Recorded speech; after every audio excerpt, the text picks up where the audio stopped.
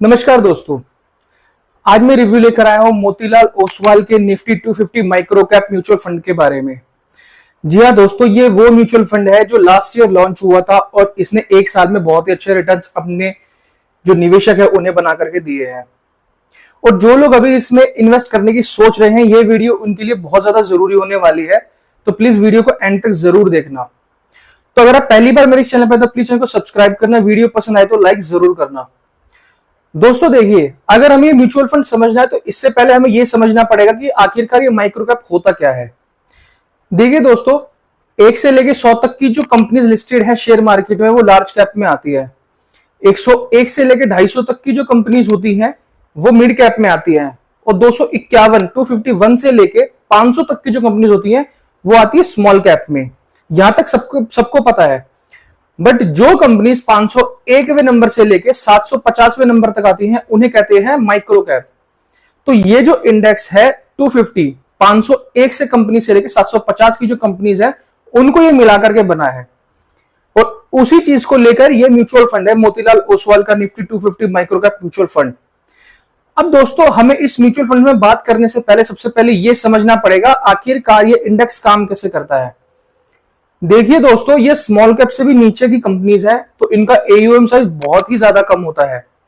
इनमें दूसरी सबसे बड़ी प्रॉब्लम जो होती है वो ये होती है कि इनका कोई पास्ट का बहुत बड़ा रिकॉर्ड नहीं होता है, तो हम आइडेंटिफाई नहीं कर सकते हैं कि आखिरकार ये कंपनी जो है आने वाले फ्यूचर में किस तरह का काम करेंगे, किस तरह का रिटर्न्स बना करके देंगी।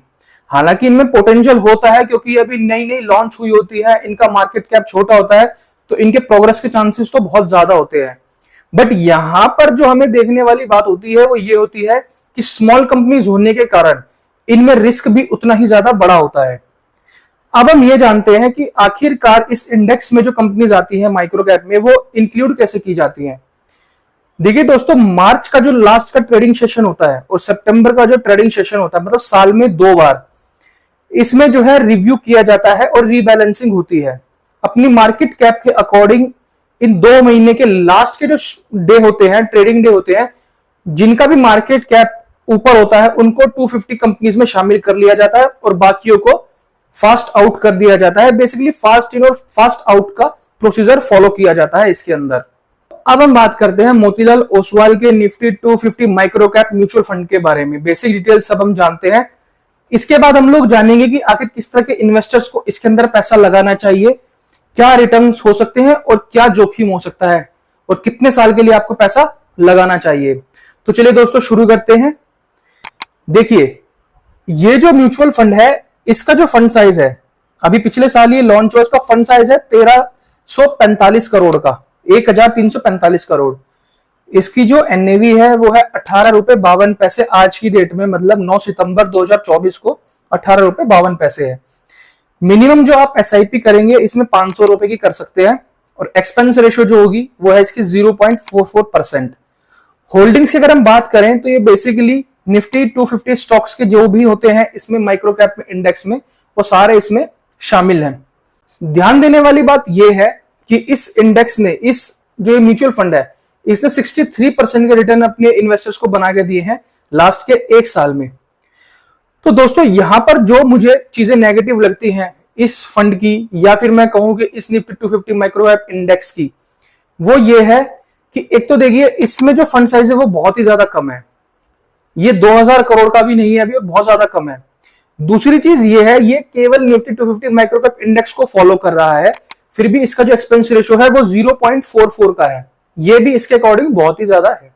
तो दोस्तों देखिए, किस तरह के इन्वेस्टर्स को इसमें पैसा लगाना चाहिए। देखिए, अगर आपका जो हॉरिजन है, आप अगर ये सोचते हैं कि मुझे 15 साल के लिए पैसा लगाना है, तब आप बेशक इसमें पैसा लगा सकते हैं, क्योंकि स्मॉल कैप कंपनीज में जो लोग पैसा लगाते हैं उनको यही एडवाइस किया जाता है कि आप लोग कम से कम 7 से 10 साल के लिए पैसा लगाइए। और ये तो उससे भी नीचे दर्जे की कंपनीज है, तो आपको कम से कम 15 से 20 साल के लिए इसमें इन्वेस्टेड रहना पड़ेगा। दूसरा जो इसमें प्रॉब्लम है, दूसरा जो रिस्क है वो ये है इसके अंदर कि कभी भी अगर कोई शार्प फॉल आता है मार्केट के अंदर या कुछ भी ऐसी न्यूज आती है तो ये बहुत ही तेजी से नीचे आएंगी। अगर आप लोग केवल ये देखकर इसमें पैसा इन्वेस्ट कर रहे हैं कि लास्ट 1 साल में इसने 64% का रिटर्न दिया है, तो आप सबसे बड़ी गलती करने जा रहे हैं। यही गलती है जो डिफेंस सेक्टर के लोगों ने की थी, डिफेंस सेक्टर में पैसा लगाकर लास्ट 1 साल का रिटर्न देखकर। तो मेरी जो भी एडवाइस है वो यही है कि माइक्रो कैप में पैसा लगाने से हमें थोड़ा सा बचना चाहिए, क्योंकि ये बहुत ही ज्यादा रिस्की जो है इन्वेस्टमेंट हो सकती है निवेशकों के लिए। वीडियो को लाइक करना और चैनल को सब्सक्राइब जरूर करना। Thank you so much, have a nice day.